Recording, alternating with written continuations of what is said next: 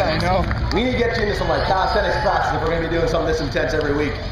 Unbelievable. I mean, how much of that incident in turn 4 did you see? Because you were right on the doorstep. I seen most of it. I wasn't sure. I thought for sure Caden was going to get around. Like, that car was working really good on the outside.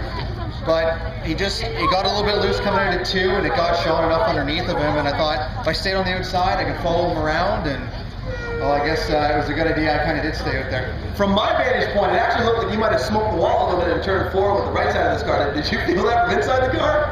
Yeah, I definitely did hit it. I just got on the gas because I didn't know what was going to happen, and I just clipped the wall like the usual, like every night at least. It obviously didn't affect the handling through the final 5 laps because Zarda was pouring the pressure on, you were pulling away. No, the car wasn't bad. It was pretty good.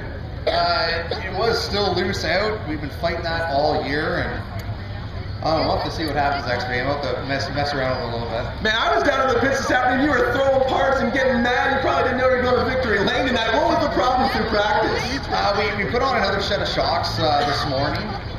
We tried them in practice, didn't like them, and we went to put the old shocks back in. The right front was bound up, and it had no suspension. The only suspension it had was the tires, so we messed with it, and we finally got it figured out. Now, it looks like you were actually trying to motion to the crew here on one of those restarts. What were you trying to tell them? The car was getting a little bit hot. For some reason with this car, we have always had heating problems.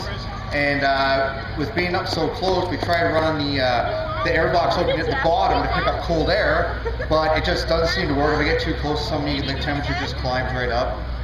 So, I mean, you came in tonight second in points. You had a good run through both rounds of qualifying. Nick Roth did as well. I would imagine, I'm no math wizard, but this will probably put you over the edge into the points that you're heading into week number 4. I mean, is it too early to start talking about points? Because this is as good as this 88 car has been in like 3 years at least.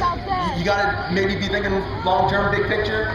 Not yet. Well, I think we'll probably wait till the end of the year, maybe 4 or 5 nights to go, and then we'll start to worry about it.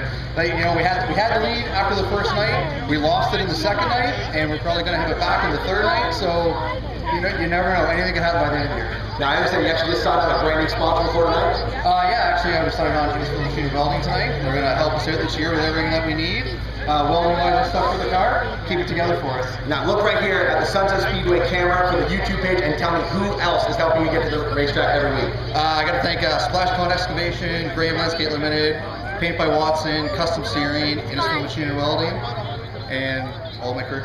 Congratulations, buddy. That's win number 2. Ladies and gentlemen,